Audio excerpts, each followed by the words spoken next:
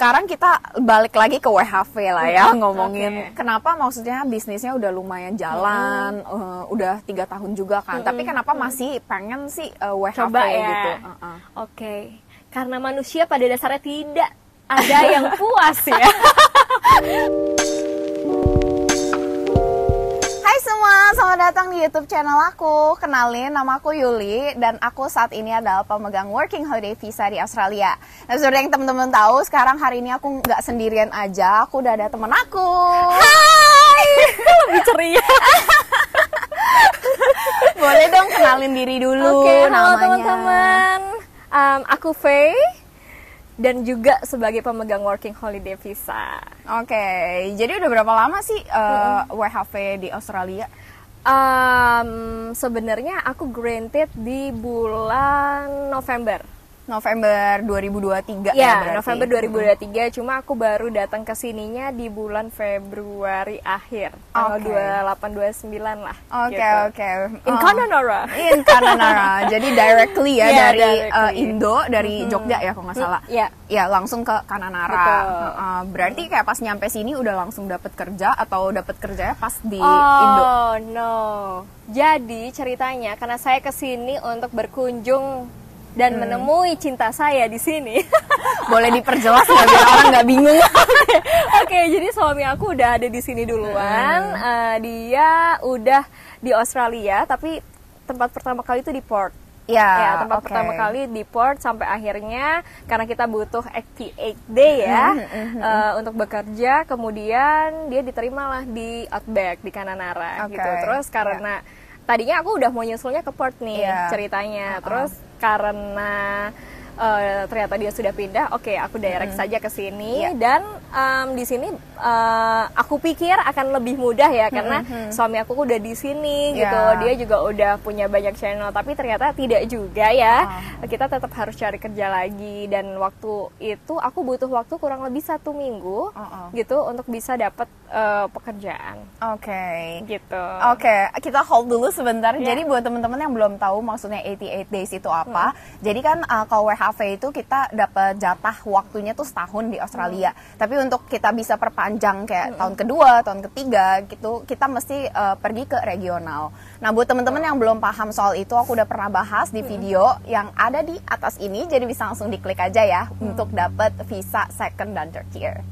Oke, lanjut lagi. Jadi, jadi suaminya kan udah nyampe sini dulu, terus habis itu kamu nyusul, dan kamu itu akhirnya dapat kerja setelah 1 minggu di sini. Ya, kurang lebih 1 minggu waktu itu. Dan dapat kerjanya itu langsung dari, maksudnya kamu apply langsung ke tempatnya. Jadi waktu itu ada yang namanya juga, kalau teman-teman pernah dengar ya, bahwa relation itu mempermudah, itu betul sekali. Kalau di Indonesia mungkin lebih dikenal orang dalam ya, tapi kalau di sini konotasinya tidak yang negatif, melainkan yang positif. Jadi relation, karena kita kenal satu dan yang lainnya, itu mempermudah kita untuk membuka channel gitu kan di sebuah tempat baru. Nah, awal-awal aku tetap coba untuk door to door ya, masukin CV di mana mereka bisa terima aku. Tapi sampai akhirnya aku dapat informasi dari seseorang waktu itu bahwa ada satu tempat yang sedang sangat membutuhkan. Nah, di satu sisi aku juga dapat kontaknya gitu. Aku coba kontak, kebetulan beliau ini adalah manajer area, bahkan manajer area di regional Western Australia. Aku coba WA, di saat yang bersamaan waktu itu aku ngelihat juga nih, aku nggak terus bergantung pada kesempatan yang ini gitu. Kemudian aku coba juga lagi untuk cari, waktu itu kita ada fanpage ya, kayaknya kalau nggak salah Yuli pernah bikin konten yang kalau mau lamar kerja tuh fanpage juga sangat di Facebook di Facebook itu juga sangat membantu. Grup-grup Facebook bukan fanpage di grup Facebook. Waktu itu aku juga cari-cari dan kebetulan ternyata manajer site-nya, on-site manajernya ngebuka lowongan di grup Facebook tersebut. Aku jadi coba apply dari 2 arah nih. Ternyata bisa diterima gitu sampai dengan sekarang, dan bahkan ketika nanti aku pindah di state yang berbeda, aku bisa dapat transfer, puji Tuhan. Jadi aku nggak perlu cari kerja baru lagi, aku masih bisa kerja di tempat yang sama di state yang berbeda gitu. Oh jadi bagus ya, emang kita tuh emang kayaknya kalau di Australia tuh mesti kayak ngejar banget, nggak bisa nunggu bola tapi kayak mesti ngejar bola gitu ya. Betul, kita yang butuh, Bo. Iya bener, karena di sini kan orang-orang tuh banyak banget yang datang, apalagi tergantung season ya, kalau seasonnya lagi rame tuh bisa kayak orang banyak datang dan banyak banget saingan gitu. Bener. Sekalipun di kota kecil ataupun di kota besar malah lebih banyak lagi saingannya.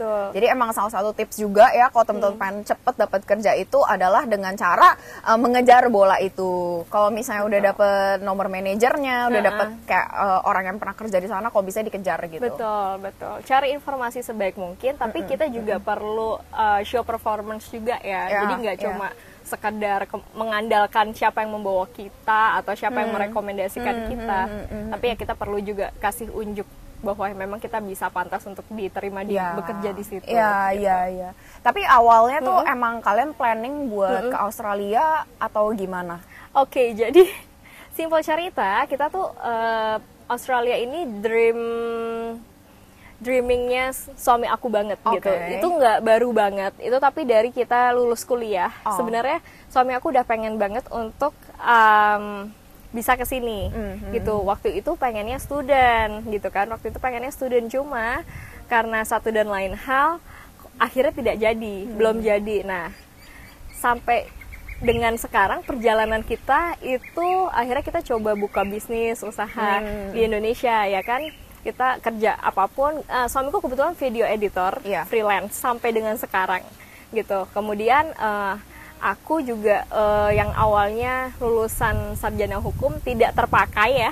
Kami sama-sama sarjana hukum, tidak terpakai sama sekali. Yang akhirnya aku malah lebih banyak ke dunia marketing, branding dan marketing gitu. Akhirnya kita coba nih sambil sama-sama, waktu itu masih sama-sama kerja juga di beberapa tempat gitu kan. Tapi ternyata kita nemuin passion di tengah jalan bahwa aku pengen coba untuk jadi entrepreneur waktu itu. Akhirnya aku coba mulai dari franchise sampai akhirnya sekarang ada brand sendiri, puji Tuhannya. Seperti itu. Nah, kemudian akhir-akhir ini kita lagi cari cara lagi untuk pengen ke Australia gitu. Karena tetap kan, karena ini satu impian yang pengen kita wujudkan dan sepertinya secara materi kita udah lebih mampu lah dibandingkan yang sebelumnya gitu. Dengan segala usaha yang sudah kita jalankan.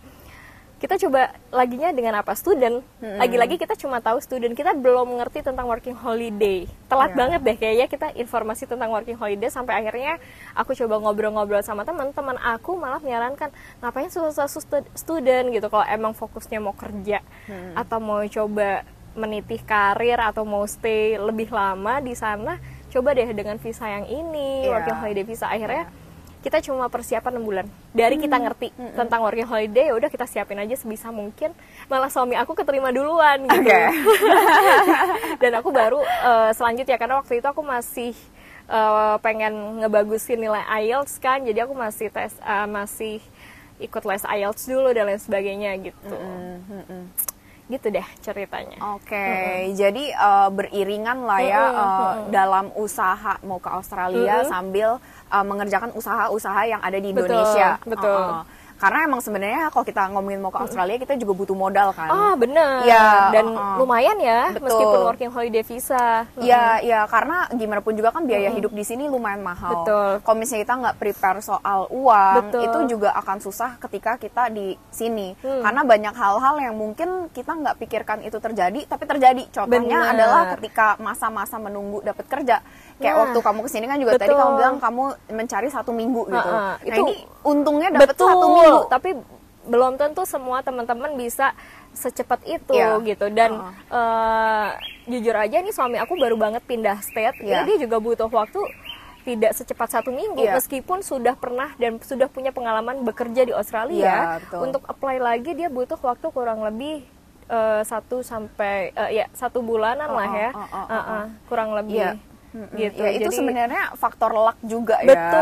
Betul. Iya, dan pastinya ya kalau bisa kumpulin modalnya dulu. Benar, persiapkan segala rencana finansial daruratnya juga kalau ternyata di sini tidak sesuai plan. Gitu. Iya, tapi kan berarti udah masih jalan kan bisnisnya di Indo gitu. Betul. Mungkin boleh ceritain sedikit kayak bisnisnya apa sih? Oke, jadi puji Tuhan dalam 3 tahun terakhir saya dan suami saya nggak konsisten. Nggak apa-apa loh, nggak apa-apa, santai aja. Capek deh, tadi udah aku jadi saya. Jadi selama 3 tahun terakhir aku dan suami itu kita bikin satu brand F&B di Klaten, tepatnya di Klaten, Jawa Tengah. Itu namanya Yonia House and Eatery gitu. Jadi itu sebuah restoran yang sebenarnya progresnya barengan sama bagaimana kita juga berprogres di situ. Ya, karena awalnya Yonia itu terbentuk ketika kami bermula dari kita franchise. Kita franchise dulu sambil suami aku kerja freelance. Tunggu bentar, aku sekalian cek. Soalnya takut. Oke. Si aman. What happened? Oh, you're supposed to be in video, please. Please coming.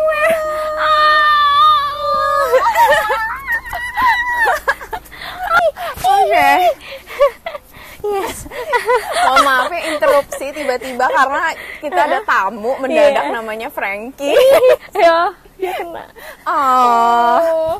Oke. Cute girl. Even Frankie ini girl. Oh iya.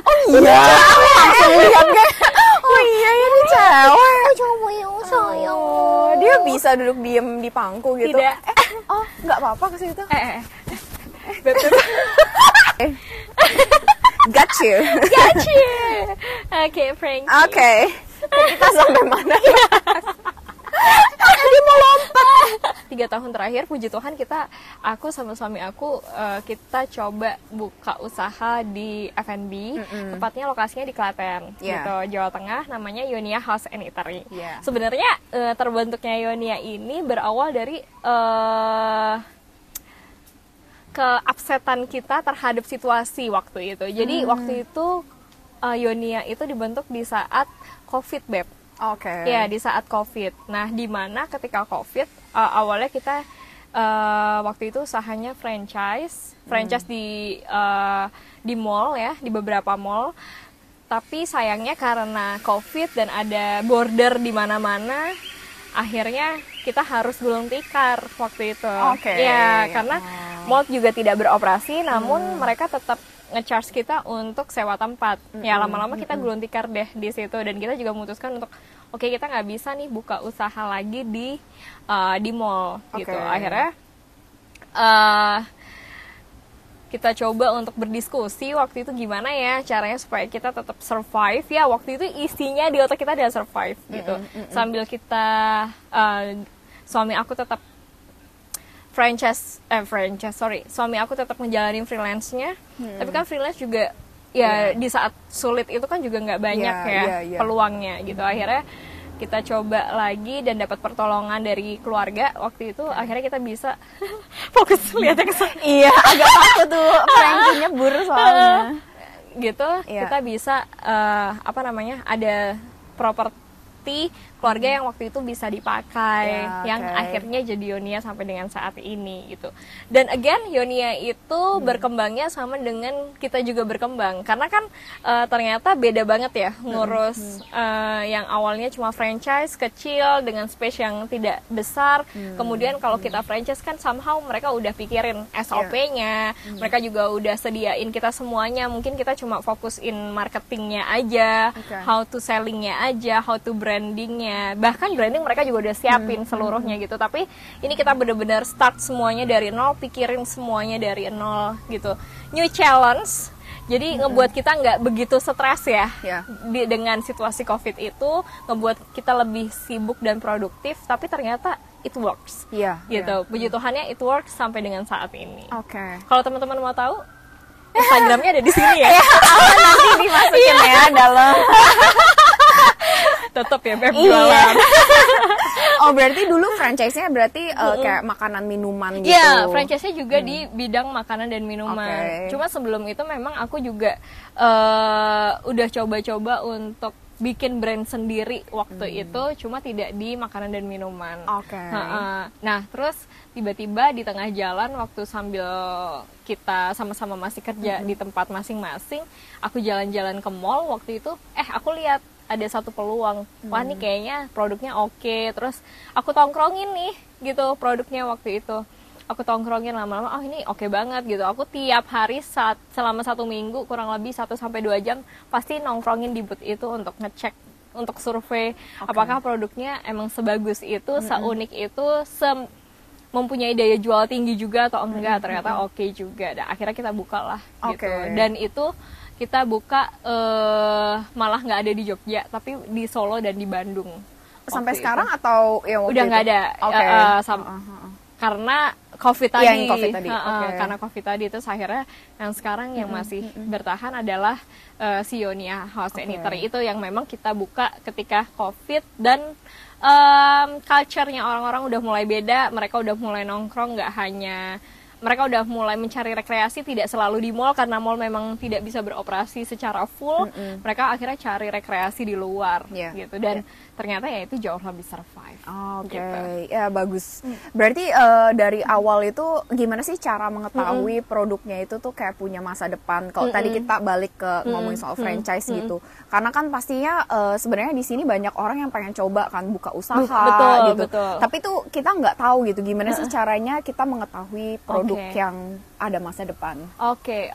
Sebenarnya aku juga masih banyak belajar di situ ya teman-teman. Jadi bukan yang hebat atau yang praktisi atau yang gimana, enggak, aku pun masih belajar untuk itu. Cuma sebelum kita buka sesuatu ada baiknya kita melakukan survei data gitu, apapun di survei, apapun, dan kalau bisa sedetail mungkin sampai dengan siapa target marketnya. Cuma kalau kita emang mau mulai usaha, yang artinya orang Indonesia itu kebanyakan mikir kalau usaha itu kayak dagang, gitu, kayak jualan aja gitu. Betul gitu, mungkin betul. Startnya memang dari kita menjual barang sesuatu yang mungkin tidak kita produksi sendiri, kemudian sampai dengan akhirnya kita pikirin value di dalamnya. Tapi again, kalau mau long lasting, mungkin lebih baik pikir ke sana gitu kan.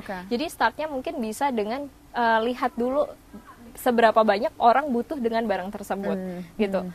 Again, orang bisnis itu akan bisa running kalau cash flow-nya juga jalan kan. Kalau orang juga mau beli dan seberapa banyak sih orang mau beli produk kamu di situ gitu loh. Jadi dan semakin kesini franchise itu makin affordable ya, Beb ya. Dulu mungkin franchise harus ratusan juta, tapi sekarang banyak sekali brand-brand franchise yang ngeluarin cuma under 10 juta. Under 10 juta kamu udah bisa punya booth, kamu udah bisa jualan. Nah, kalau franchise memang enaknya adalah di situ kamu sambil belajar. Karena somehow mereka itu yang tadi aku bilang, mereka udah siapin semua SOP-nya, mereka udah siapin produknya, dan yang melakukan market research adalah mereka, gitu ya, melakukan market research adalah mereka. Tapi again, jangan langsung percaya sama semua brand franchise. Mungkin mereka di awal tuh ngasih kayak proposal pasti bagus gitu, oh ini kita pasti bakal balik modal sekian gitu, dalam waktu misalnya bagus-bagusnya 6 bulan, itu di paper gitu. Tapi again, itu semua ada lagi faktor-faktor pendukung kayak lokasi, pemilihan lokasi, kemudian price range-nya, harganya tepat nggak dengan lokasi tersebut. Nih si Franky bener-bener. Tapi dia kayaknya nggak suka air sih. Harusnya enggak, tapi dia ngeliatin air sih tadi. Jadi kayak dia tadi. Ya karena emang sebenarnya ngaruh ya, kayak maksudnya apa produk yang mau kita jual dengan lokasinya gitu, karena banyak sekali faktor yang perlu diperhitungkan kembali. Kayaknya kayak kuliah ya. Kalau gue jelasin nggak usah panjang lebar. Tapi ya mungkin teman-teman lebih punya spekulasi lagi dan lebih milih-milih lagi gitu. Mungkin bisa jadi ketika cara kasarnya yang waktu itu aku lakukan adalah aku bolak-balik datengin ke tempat yang sama. Misalnya aku mau buka brand A gitu kan. Aku tahu oh brand A itu sudah ada yang buka di lokasi A gitu. Aku coba pelajari apakah ketika nanti karakter seperti apa yang cocok dengan si brand A. Oh misalnya si brand A dia punya target market medium, medium ya. Mic-nya agak dibenerin sedikit ke atas, nah. Iya, takut melihat ya. Iya. Gimana sih? Nah, iya. Ya, oke. Waduh, nanti suaraku kedengeran nggak? Harusnya kedengeran kok. Oke. Jadi kayak misal brand A, dia produknya A. Nah, mari kita alangkah lebih baik dan akan lebih mudah buat teman-teman kalau misalkan mau buka franchise itu si brand A ini dia sudah ada contoh bootnya. Tapi make sure lihat contoh bootnya adalah pionir atau tempat awal dia buka. Gitu. Jadi waktu itu kebetulan karena brand yang aku buka waktu itu masih sampai sekarang masih ada, cuma boot aku yang memang sudah nggak ada. Brandnya masih ada sampai sekarang, mungkin di beberapa tempat teman-teman nanti masih bisa temuin gitu. Cuma waktu itu tempat aku yang nggak survive aja karena cash flow-nya juga udah nggak bagus, jadi aku putuskan untuk nggak deh, udah nggak lanjut gitu. Cuma kalau misalkan nanti teman-teman mau coba untuk dan punya jiwa entrepreneur, kemudian mau coba untuk buka usaha sendiri dengan franchise itu keuntungannya adalah teman-teman nggak usah nyiapin SOP, nggak usah nyiapin brandnya apa, produknya apa, karena sudah pasti di market research sama oleh mereka. Nah, yang perlu teman-teman ketahui adalah harus mencocokkan produknya ini dengan siapa target marketnya dan menempatkan itu di mana. Itu tugas kita. Karena si franchise itu biasanya membebaskan kita mau buka dimanapun gitu. Concernnya mereka adalah brandnya kebeli, kita bayar franchise fee. Itu aja gitu, dan produk dia jalan. Tapi terlepas dari itu, kerugian dan lain sebagainya kan tetap kita yang nanggung. Ya, itu yang mesti kita pelajari lebih dalam gitu di situ.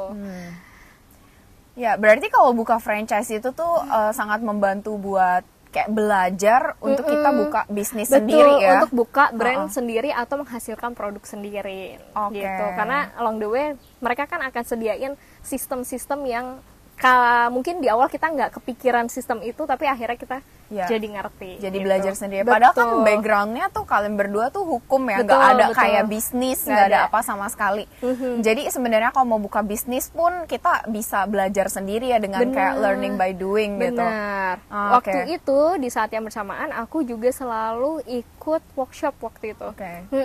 Jadi workshop dari yang free sampai yang mungkin bayarnya agak lumayan ya Beb ya gitu. Tapi sebenarnya teman-teman jangan kemudian berkecil hati hanya karena background kalian mungkin tidak ada di dunia bisnis manajemen atau sebagainya, itu tidak membuat kalian terus pupus.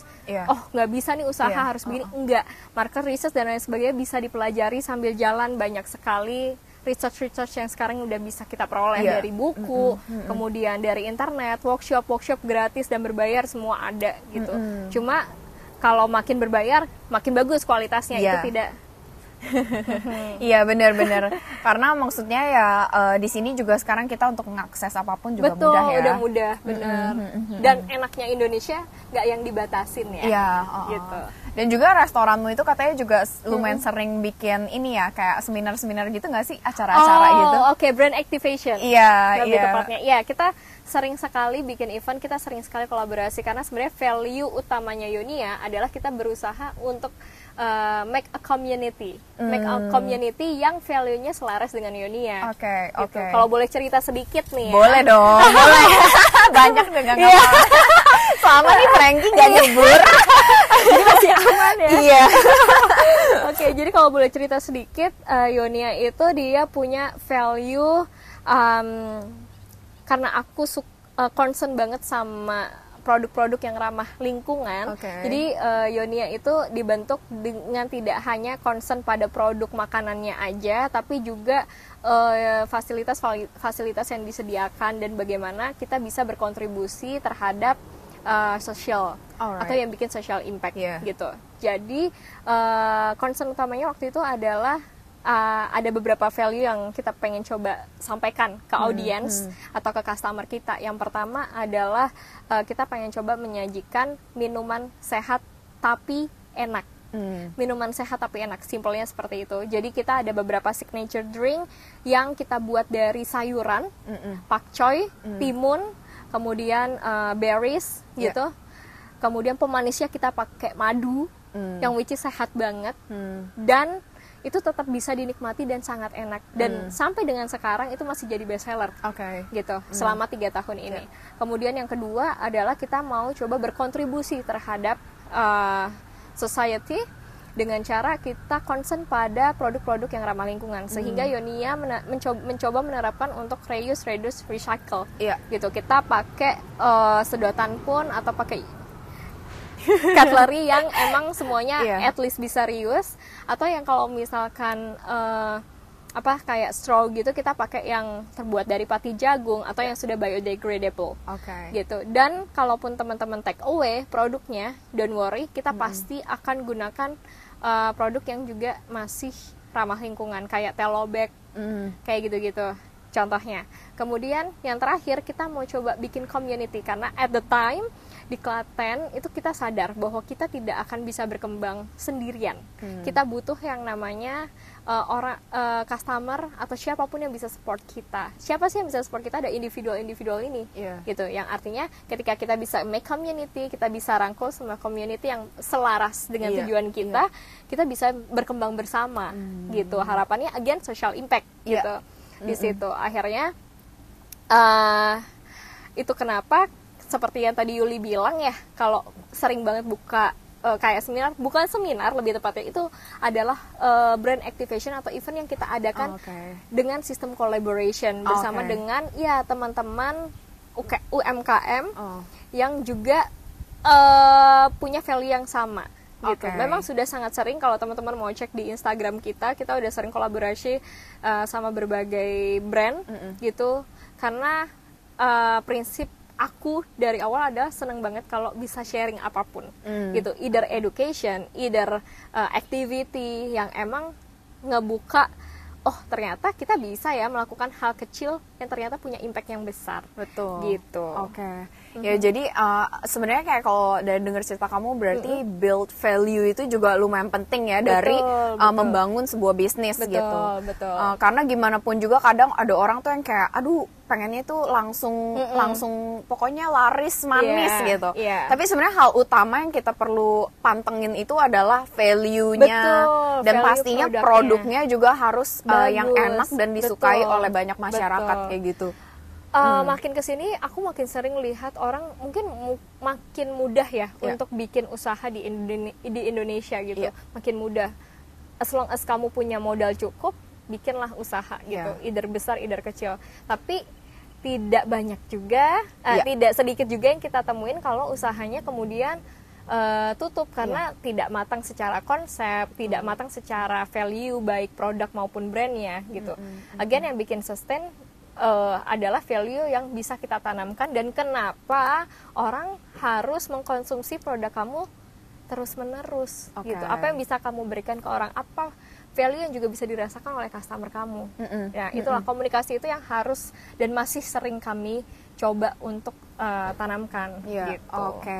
Oke, berarti sekarang kita balik lagi ke WHV lah ya, ngomongin kenapa maksudnya bisnisnya udah lumayan jalan, udah 3 tahun juga kan, tapi kenapa masih pengen sih WHV coba ya gitu? Karena manusia pada dasarnya tidak ada yang puas ya. Biasanya udah dapet ini masih pengen ini gitu ya. Jadi again kita masih aku sama suami aku tuh ngerasa kalau kita develop diri kita, maka apa yang kita usahakan itu juga akan ikut terdevelop. Yang artinya kita di sini itu sama-sama pengen belajar juga. Cuma mungkin kalau di Indonesia kita udah sering ya untuk visit cafe satu dan yang lainnya, ikut workshop, kemudian ngobrol sama teman-teman yang jauh lebih sukses, sharing gitu. Apalagi mereka yang sudah handle satu brand tapi sudah punya banyak cabang usaha dan lain sebagainya. Nah, kita masih pengen develop diri kita juga gitu. Working Holiday Visa ini jadi salah satu cara kita buat kita juga mendevelop diri kita. Banyak hal yang akhirnya ketika aku juga bekerja lagi di sini, aku pelajari dan aku bawa ke Indo gitu. Aku bawa dan aku terapkan sistemnya sedikit demi sedikit. Cuma tantangan terbesarnya adalah ketika kita sudah punya usaha dan make sure bahwa mereka bisa jalan tanpa kehadiran kita di sana. Itu sebenarnya PR-nya. Jadi selama 3 tahun Yonia terbentuk, itu aku mati-matian gimana caranya bikin sistem yang semuanya sudah bukan terauthorize, tapi yang at least semuanya sudah bisa dipantau secara online, gitu.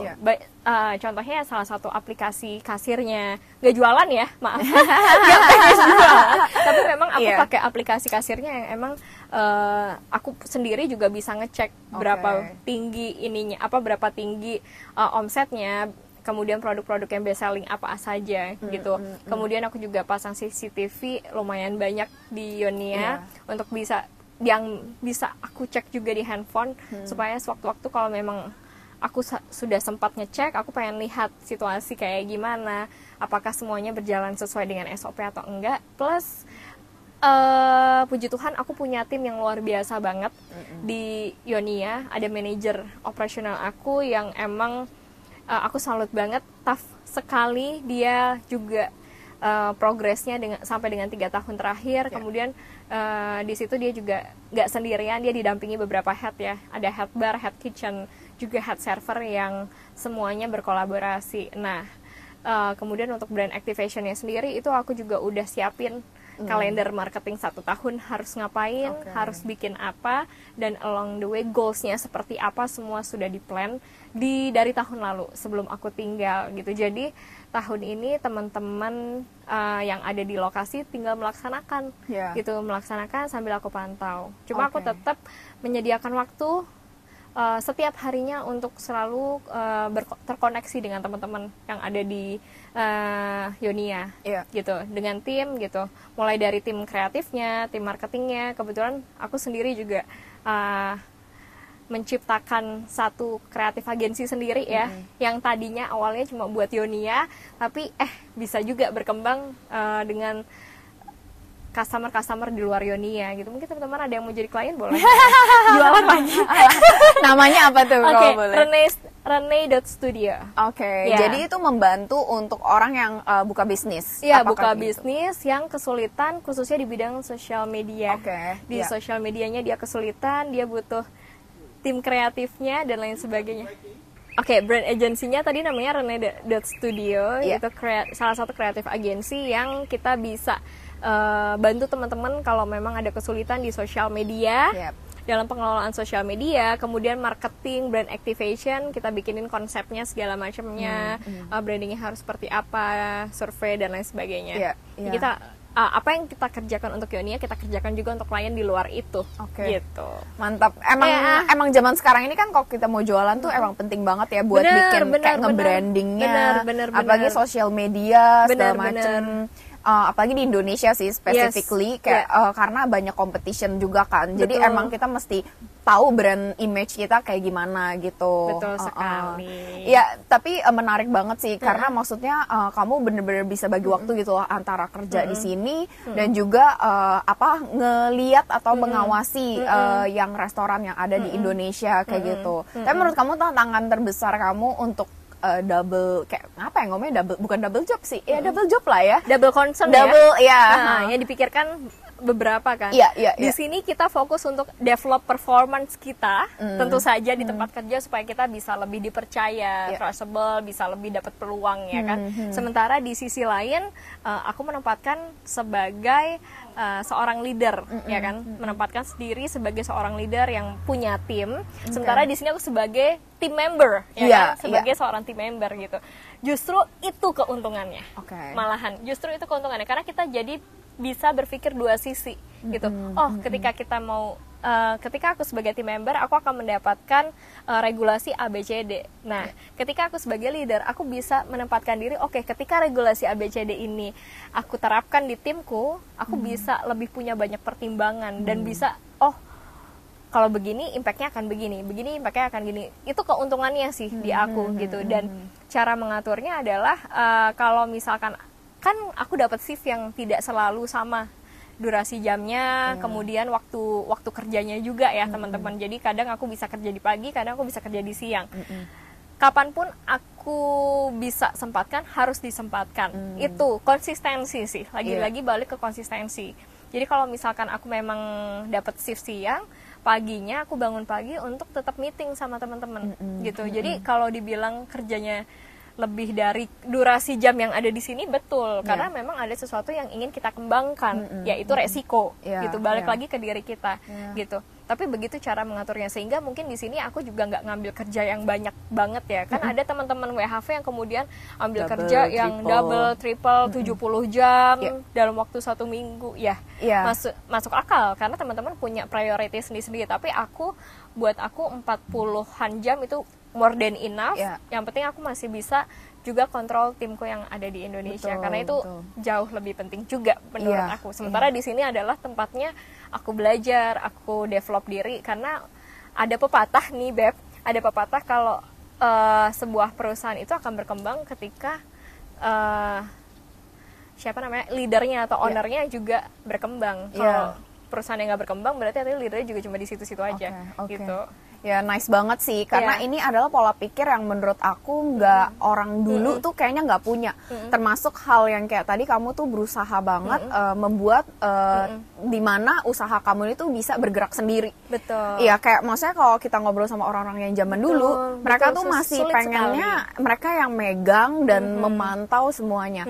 Padahal ketika memberikan kepercayaan pada masing-masing dari para pekerja, itu justru lebih bagus ya. Merekanya sendiri pun bisa berkembang. Punya tanggung jawab, mereka juga punya rasa, oh aku ada bagian, aku adalah satu bagian betul, aku adalah satu bagian penting di sebuah brand ini gitu. Dan akhirnya kita membentuk responsibility lagi begitu kepada mereka, dan itu juga jadi challenge buat teman-teman, karena once kalau aku jadi team member, aku sometimes ngerasain kalau kita mengerjakan kerjaan yang selalu sama, tidak ada apresiasi, tidak ada challenge untuk mungkin naik karir dan lain sebagainya, rasanya monoton gitu kan. Tapi beda ketika kamu dikasih challenge yang luar biasa, kamu dikasih kebebasan yang juga besar, tapi bertanggung jawab. Di sini ada koridor-koridornya.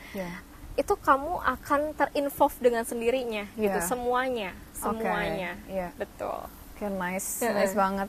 Berarti planning selanjutnya nanti bakal balik ke Indo atau lanjut ke Australia berapa tahun?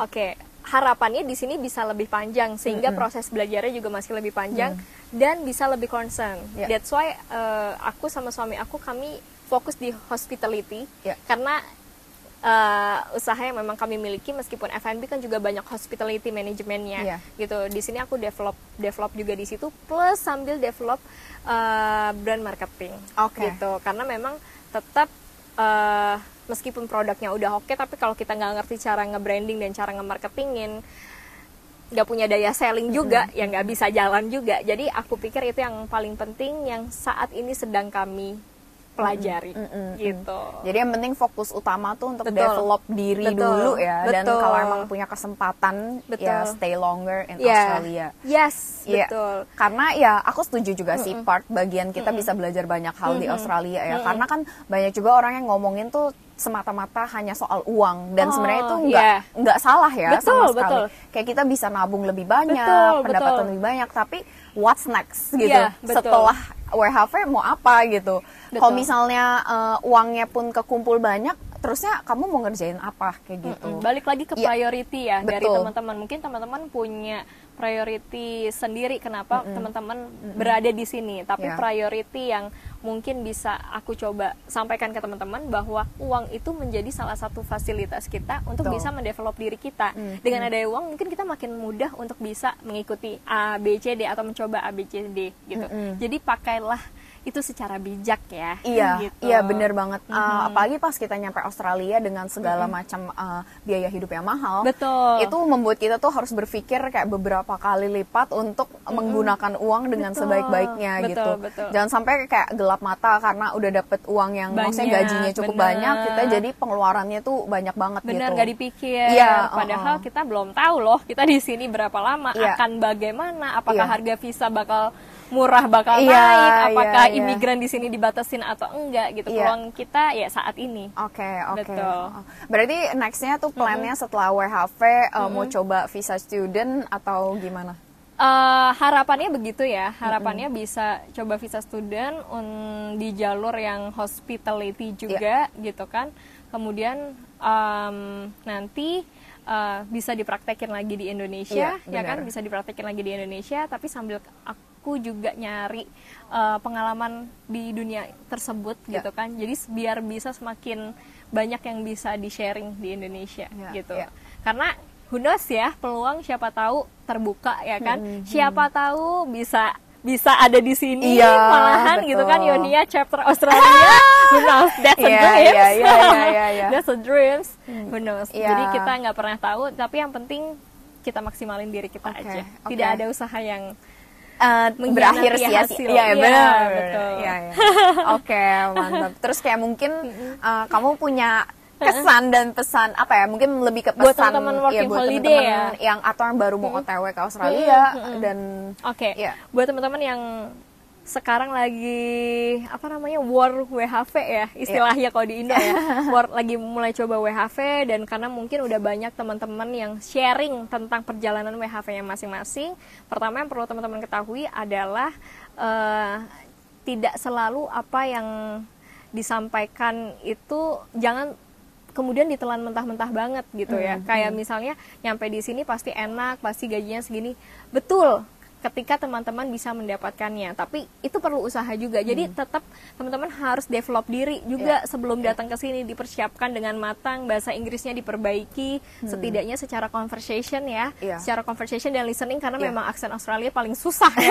Menurut aku sendiri juga masih belepotan gitu kan, gitu. Itu yang paling penting adalah teman-teman mempersiapkan diri secara kompetensi, kemudian secara finansial, buruk-buruknya kalau misalkan 1 bulan belum bisa dapat kerja, apa yang perlu dipersiapkan gitu. Dan sebelum berangkat ke sini kalau bisa nyicil untuk apply kerja di beberapa aplikasi yang mungkin Yuli juga udah sharing ya ke teman-teman gitu.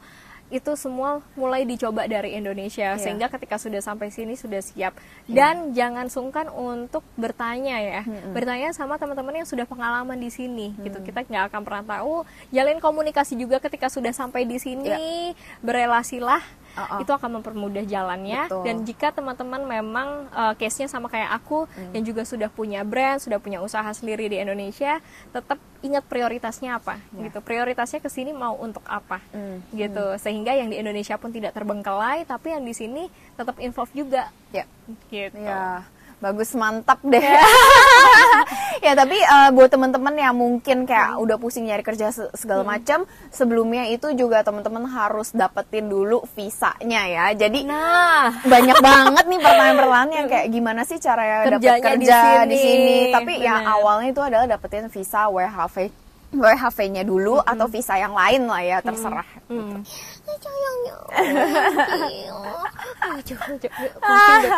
Oke, kalau gitu sekarang aku mau pamit undur diri juga bersama Vero dan Frankie. Thank you buat temen-temen yang udah nonton. Jangan lupa untuk subscribe dan sampai ketemu di video-video selanjutnya. Bye bye. Lompat Bisa-bisanya lompat.